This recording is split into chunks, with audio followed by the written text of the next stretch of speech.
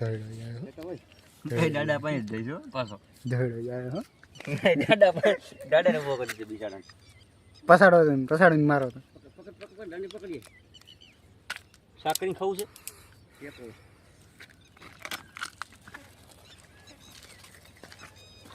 એ તારી દેવીના હાડ મૂકી દે એમ કહેતો છો બોલો શેકવાની વાત કરે છે અહીંયા બે પાણો તો લે